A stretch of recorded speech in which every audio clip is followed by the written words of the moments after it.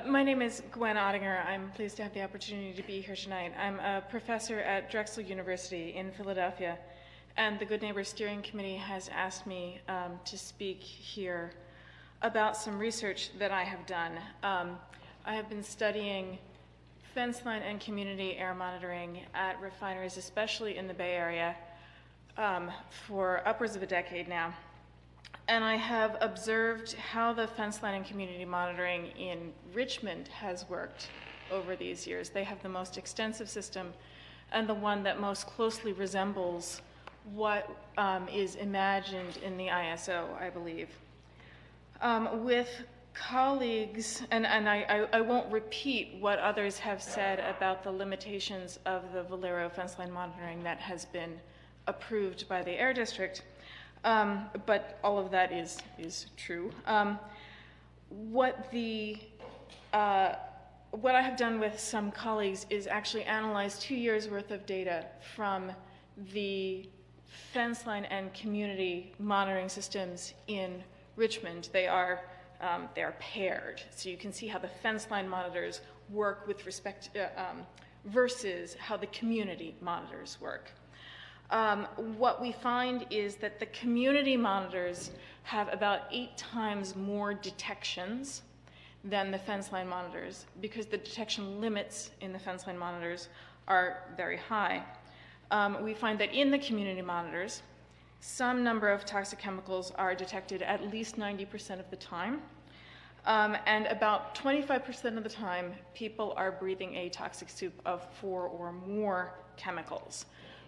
We see a very varied mix of chemicals that are detected, and there seem to be strong seasonal variations. We think with seasonal variations in wind patterns. Now, all of this is, again, based on 2 years of monitoring data in Richmond. This may or may not be what you would find if you were to do the same kind of measurement in Benicia.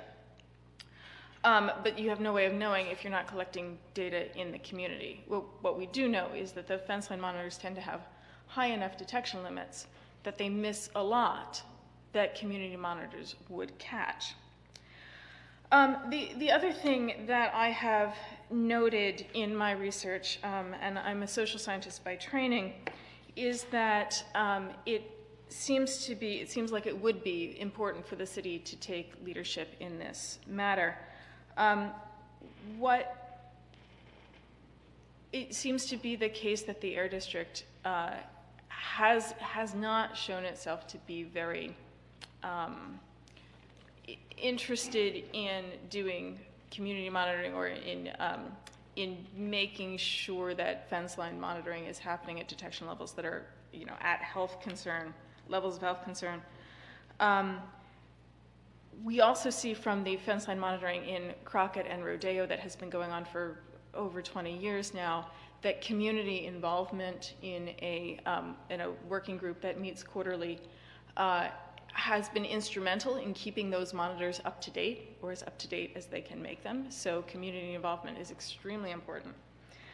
And there are consistent problems with making the information that is coming from fence line and community monitors in Richmond and Rodeo, making it public, that you can view.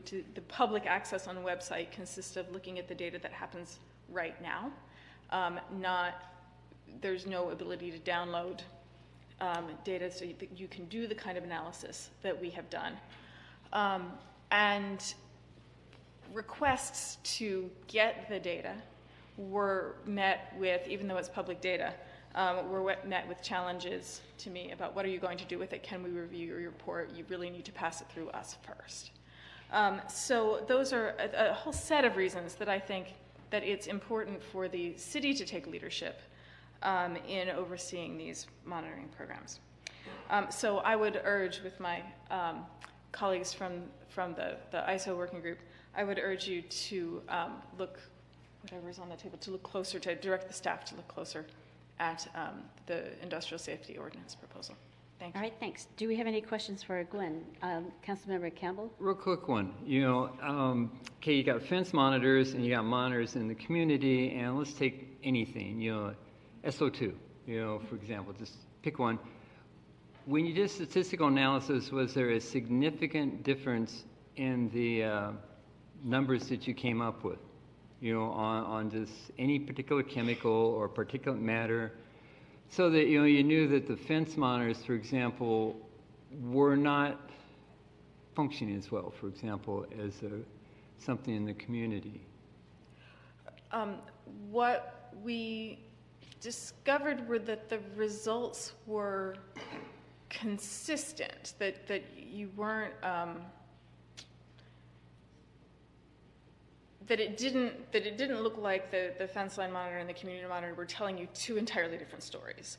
The story that you did see was that the community monitors were much more sensitive than the fence line monitors.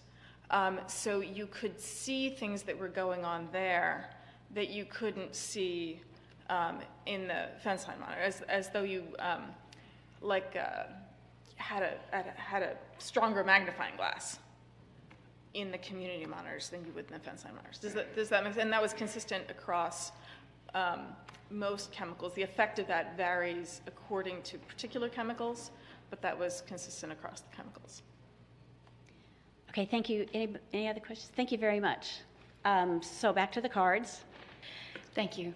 So far tonight, we've been focused on the Valero oil refinery, but I want to address the asphalt production plant that Valero operates on the perimeter of its Benicia refinery. It's not common knowledge, but since 2001, Valero has been operating the largest asphalt production plant in California, right here in Benicia. This means that in addition to all the toxic emissions we are exposed to from Valero's refinery, Benicians are in double jeopardy due to the extremely high levels of hydrogen sulfide, H2S, being released into the air from Valero's asphalt production plant. I became especially interested in this last April when the weather turned hot and I started sleeping with my windows open. Subsequently, I was waking up with headaches, irritated eyes and throat, and a bloody nose. These symptoms are highly unusual for me, and because it was happening for several days in a row, I did some research and made some inquiries. Apparently, relatively safe limits of H2S are between 30 and 50 ppm, parts per million. At exposure to 50 ppm, one's sense of smell is deadened.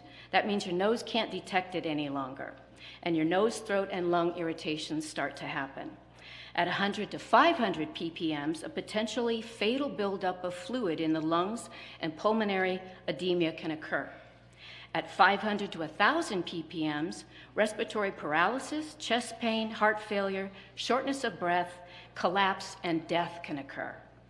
There are two types of asphalt: paving asphalt, which the production of routinely emits H2S at 100 to 300 ppm.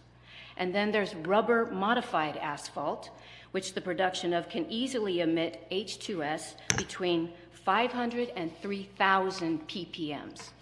Valero produces rubber modified asphalt, the most toxic kind of asphalt with potentially lethal H2S concentrations.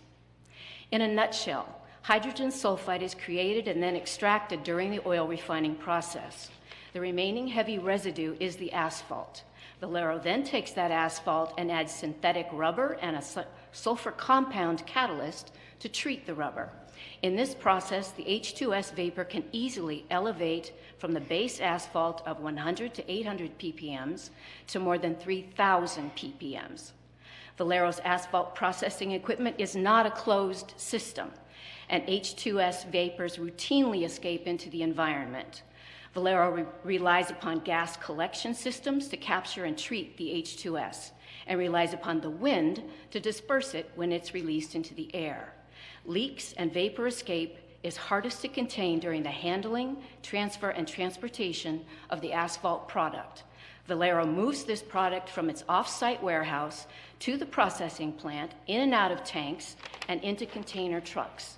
Most of the handling, loading, and transporting of this material takes place in the wee hours of the night, while we are all sleeping. At other processing plants, the refinery footprint has a natural buffer of miles of land between the plant and the local residents. The wind can then more safely disperse that gas. But in Benicia, the Valero refinery and the asphalt plant are less than 100 yards away from neighboring businesses and residents. A coincidental succession of leaks, combined with a lack of wind and/or a slow-moving waft of poisoned air blowing into the windows of unsuspecting neighbors, can result in catastrophic physical harm to anyone breathing this stuff. And Benicians are not informed when these incidents occur. Our only evidence are the physical symptoms that we experience and our declining respiratory and cardiac health. Does Benicia need an ISO? Absolutely. Valero has been able to operate under a cloak of invisibility for 17 years. Since 2001, Valero has chosen to make a hazardous asphalt product even more hazardous because it is more economical for it to do so. Valero knowingly makes a hazardous situation significantly worse for its neighbors and increases the dangers to the community and the environment. That's a reckless industrial neighbor. This is exactly why Valero needs but opposes an ISO. Valero doesn't want any additional oversight of their operations, and especially doesn't want to be accountable for its ongoing abuses. Why should Valero cut into corporate profits and spend the extra money keeping the community safe when the community at large doesn't even know all of the dangers they're exposed to? Thank you, Ms. Bennett. Time is up. Are there any questions? Thank you very much. I wish I had 15 minutes, but I wouldn't do that to you.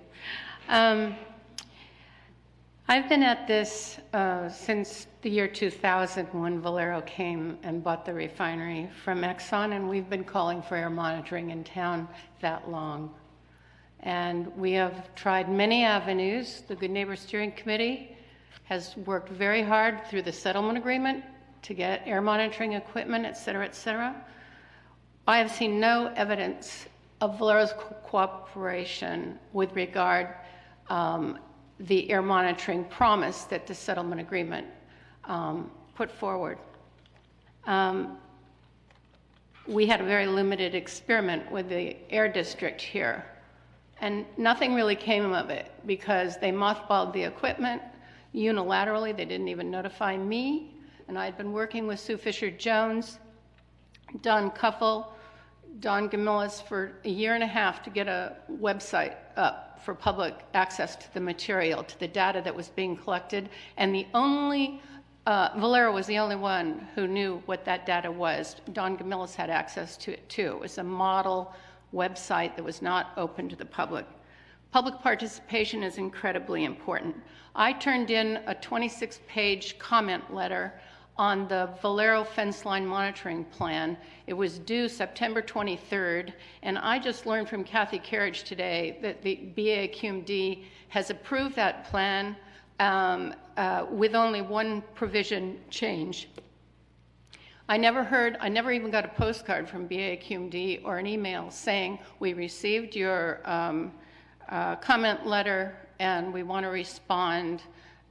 We did invite Eric Stevenson up to Benicia for a technical meeting preceding the deadline to turn in those comments.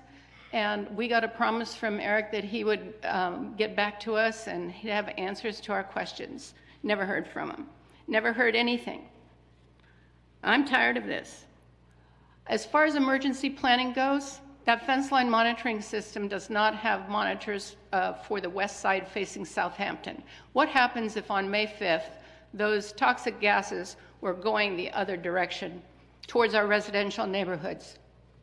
We do not have an emergency plan in this town that the community knows about. How do you evacuate everybody out of the schools?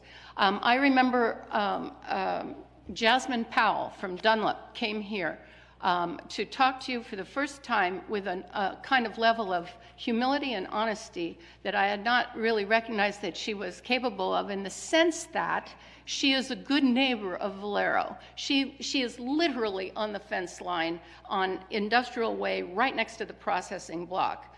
She had people 2 weeks after that May 5th incident, she had workers outside, because many people in the industrial park work in and outdoors a lot. We learned that with a CBR project. Her people, or some of her men, were throwing up and having headaches and eye problems, and she had to send people home. She told you that. Now, that's an honest statement. That's evidence-based commentary. I feel that that's what I've tried to do here, is I've tried to produce evidence. I went to the Air District meeting in San Francisco to talk about whether we will have access, Venetians, our middle-class town, to some of the maybe $4 million that the state's putting aside for community-based monitors. When I read those, the BAQMD, or Sonoma Tech's report, their draft report for Valero, I noted that there was an exclusion about community monitoring there that said, yes, we're talking about another mechanism for implementing community-based monitors, but there is no timeline for that. I am waiting since the year 2000 for my city to acknowledge the importance of air monitoring. And I'm still here talking about it. And I support this ISO with all my being. I'm glad that I didn't have to work the way my friends did on the drafting of this, and Mr. Malika's incredible work pro bono on this, and Gwen, who I've known since 2005 or 4, who's known Benicia and the conditions here. Valero is not cooperating, and I learned about their interest in public safety by spending 3 years of my life on the talking about the food by rail project. You're out of time, Marilyn. So I'm sorry. Let me just finish my sentence. I really beg that you consider this as your chance to stand firmly, as you did for the to oppose the CBR project, for the sake of this community. And this is your time. This is when you can shine. Thank you. thank you very much. Good evening, Madam Mayor, members of the council. Andres Soto, resident of Benicia. Clearly, being part of the Benicia, or the Industrial Safety Ordinance Working Group, I encourage you to direct your staff to go forward with this. Sitting here tonight, once again, listening to the alternative facts that have been presented, the alternative reality that's been presented by Valero, you know, what we do know is that Valero was given permission to put in their backup generator.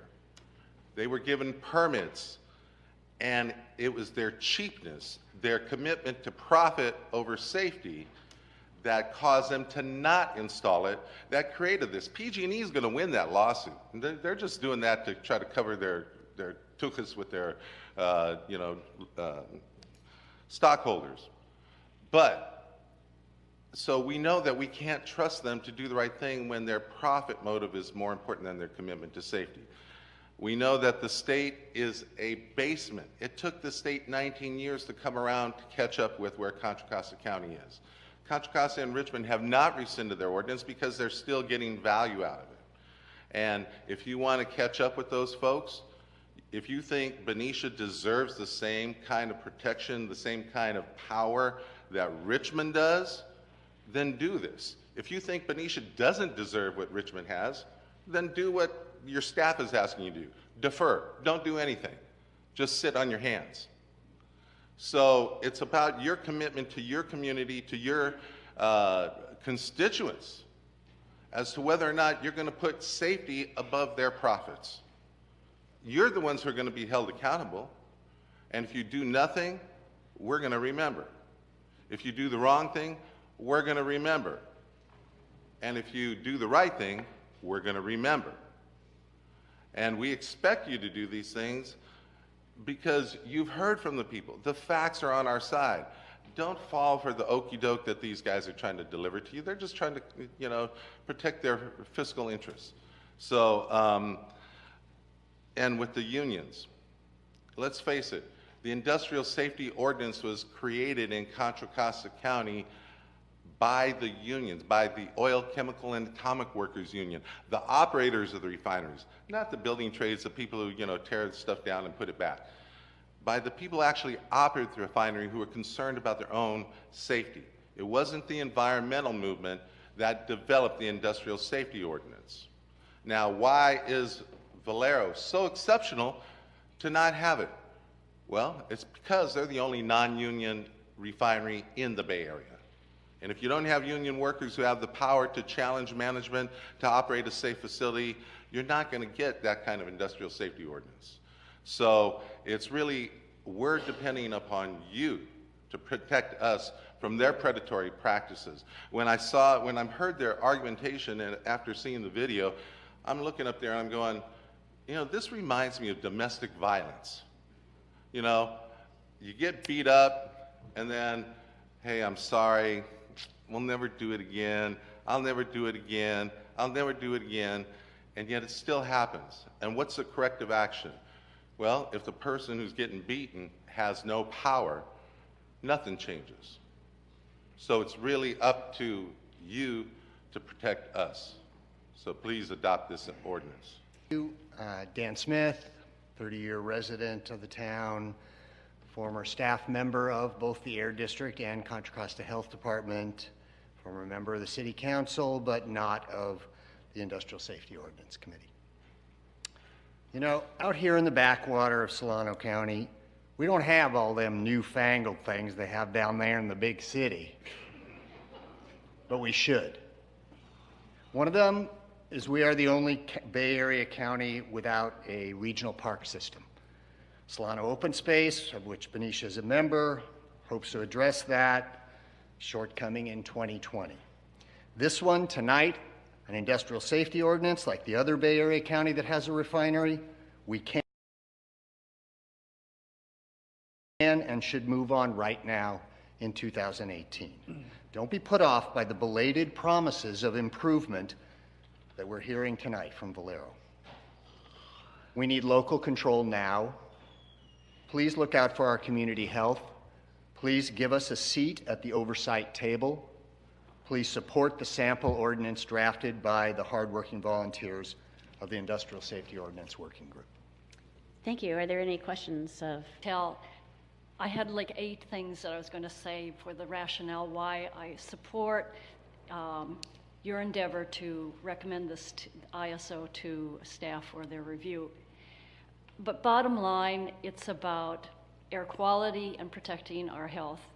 A couple years ago, Proposition 65 gets published in the paper all the time, and you can call a number here, 1-800, and to find out the list of chemicals that are produced by Valero. I did that several years ago. I was thinking of doing it again recently, but I thought, no, I can't. I just don't have the energy to do it, because the last time I called, I ended up in Malaysia or Indonesia or someplace like that. And I said, could you just send me a list of the toxic chemicals required by the governor to publish that cause cancer or birth defects? They finally referred me to a 916 area code, which happened to be the Valero policy office in Sacramento. Unfortunately, no one was there. It was their lunch hour, but I did get a call, personal call back from the general manager of Valero, and asked me why did I want to know that. And I said, well, I called the 800 number and I thought I could get this list very easily. And they referred me to call the California Air Resources Board, and I asked if they could provide me a link, and they said no. I did follow through and find the list of chemicals. And I also know that I can go to the Air District and find a list of emissions for Valero, but all the data is at least 12 to 18 months in arrears. We need timely information. People's lives depend on it. Not 2 weeks ago, a beloved friend and neighbor died of chronic lung condition. How much was her condition exacerbated by the chemicals in our air? So I encourage you to recommend this to staff and bring it back to us for review. Thank you. I'm Ella Marie Calios. I'm a resident of Benicia. I'm also on the CARE Board, which is an offshoot for the Contra Costa ordinances that they have over there. And I also was part of the Governor's Refinery Safety Task Force, Northern California Planning Committee. And I'm very familiar with the ordinances in Contra Costa, but I would like to see the City Council wait and see how the new state program is unfolded and see if that gives you the answers you're looking for and the transparency you're looking for. Thank you. Okay. I worked at refineries for 36 years. I've been in the Steamfitters Union for 43 years. I also have a book out of the Iron Workers Local 377 San Francisco. I'm a welder, pipe welder. I welded on nuclear submarines, ships, movie sets. I've really been around. Anyway, I know what I wanted to say, but I thought, I'm just going to text one of my mentors, someone I really, really know. It's a really brilliant man. First I said to him, quick questions. What do you think of refiners being safe? What do you think of the refinery operators, and do you trust them with your safety? He replied, refiners are safe. The people involved are not safe. I do not trust refinery operators, nor with my safety. That's why we, as hands, that's what they call us, are taught to check before you work. It's like a gun. A gun will not walk around shooting people. A person does that. I said, thanks. I knew you would say that. I just needed confirmation from a brilliant hand that knows his business. And the people, not an inanimate object that has a problem with safety. Thanks. I'm going to quote you tonight. The city is fighting for air monitors. All refineries have them, but Valero refuses. Something stinks. Why are they opposing? So someone said, where do you go in an emergency? You run like hell. You run like hell. And you run away from the smoke. I've been bitten by Al so many times in 36 years, and Al is what I call a one-woman layoff. Every time I complain about safety, which I always am, I get laid off. It has absolutely nothing to do with my skills. It's just that I'm complaining. I went through a 5-year apprenticeship in Fairbanks, Alaska to learn to weld. I've had to take as many as 7 different welding tests for a job just to get a job. To be a refinery worker, you only need a high school education. On one job, an operator told us a benzene line was empty. It wasn't. Our crew spent 10 hours filling buckets of benzene and walking downstairs to dumping them in the drain with it falling, soaking our nomad suits in benzene. At Valero, one time I was told to cut into a 2-inch pipe. My foreman assured me the line had been drained and cleared. Wrong. I cut into it and exploded in my face, and the black fume shot down my throat. He's still apologizing. I've been electrocuted. I've been knocked out. Once I was told to repair a 12-inch pipe. I was told it was empty, so I grabbed an operator to test it. It was full of H2S. That's the stuff she's described as you're dead like that. One time I was walking by an operator. He was on a scaffolding and opening a flange. The liquid spilled out and hit the ground and splashed in my face. My skin immediately started peeling off my face. I ran for the emergency eye station, and guess what? The water just dribbled out. I started running across the refinery to find a restroom to start throwing water on my face. My skin started peeling off while burning. I found someone to help me, and they took me to the clinic where I was given some salve to put on my face. But hey, look at the good side. I didn't have to pay an exorbitant Bay Area price for a face peel. It was free. I have complained so many times over 36 years for safety. The owl, the one-woman layoff, bites me, always knowing I would lose my job. I've been told I'm cutting your golden arms off. I've even had a death threat. I was accused of, I'm not going to talk about that. One time there was a fire at Valero, and we were told the staff told us to run right into the fire. Of course we didn't. Okay, I've always been accused of making waves, but there's a lot of waves in a toxic cesspool. You can't blame the refinery workers. They're just human. In fact, I really feel sorry for them. I read an article today that they die at a really high cancer rate after 20 years. They're job scared, and they're pawns for a giant Texan corporation. Its only goal is to make money for their stockholders, the CEO, and someone recently told me the Koch brothers. The human condition is to save face even if you're wrong. Talking about asthma, Benicia has a very high rate of children's asthma.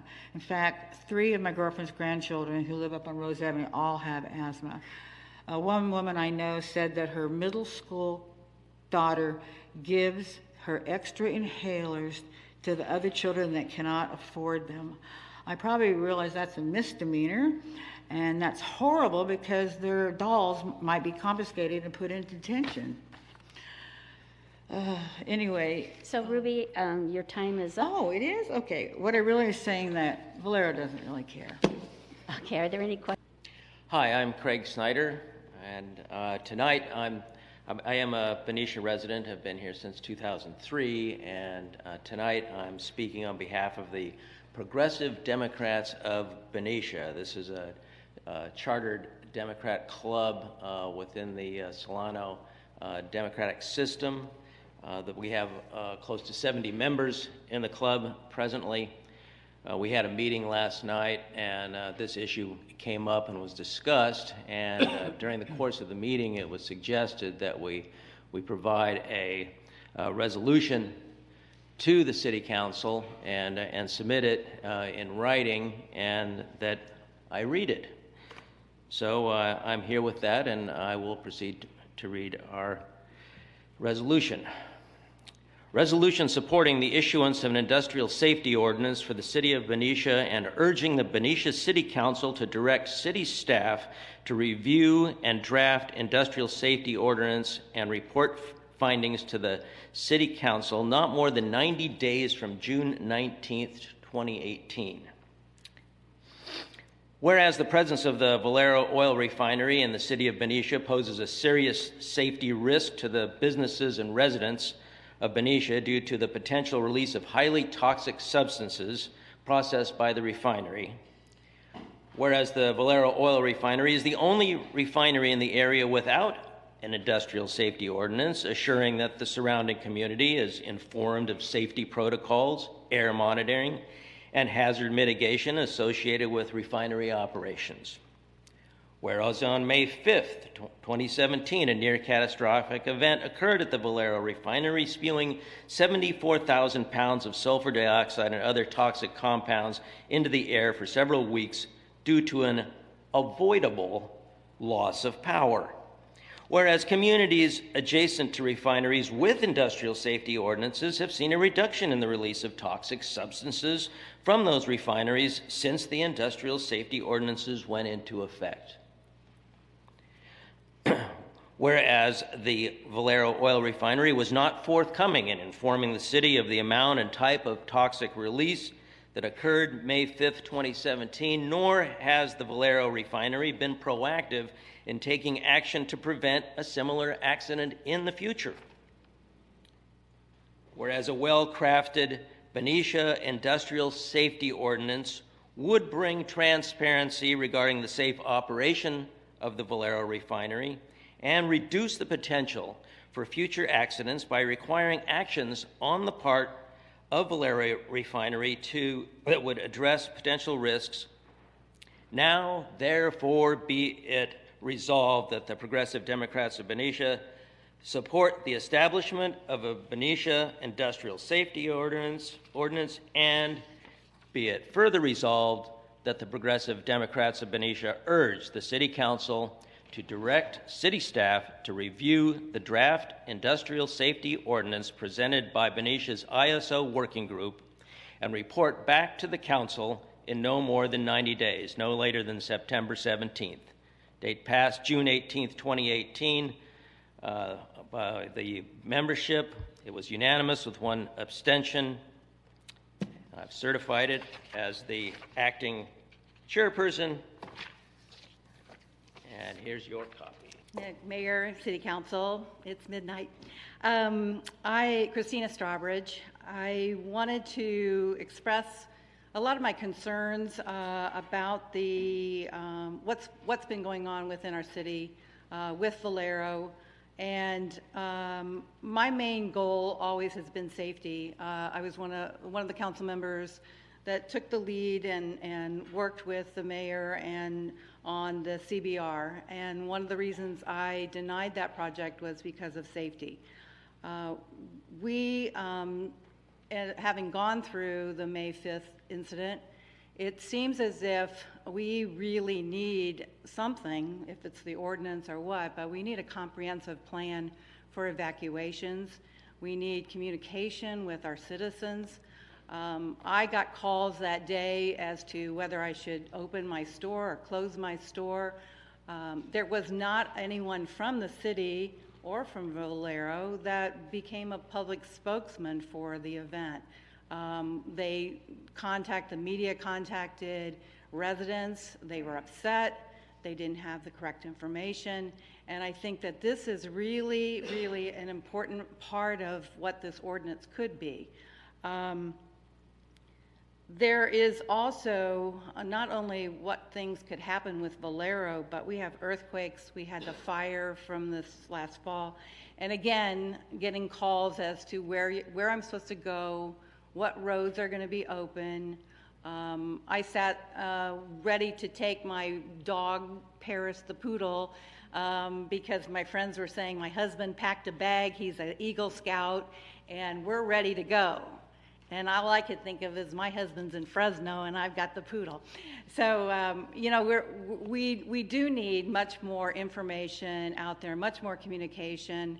I was told that there wasn't cooperation between Valero and the city fire department during that incident. And I'd like to know more information about that.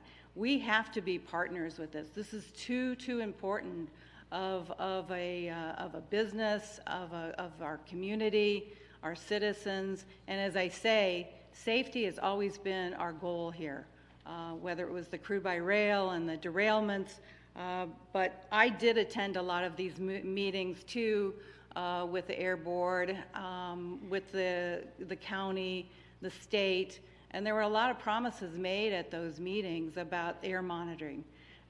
It's necessary. I mean, to have the impact that we had after that disaster and the results of that, and not really getting the information. So whether Valero's not giving it, the county's not giving it, somebody's not giving it, we're not asking for it, there's a breakdown here. So I'm hoping that we can work together. We really do need to work together, and whether it's for this industrial safety ordinance or something like it, it's very, very important. Thank you.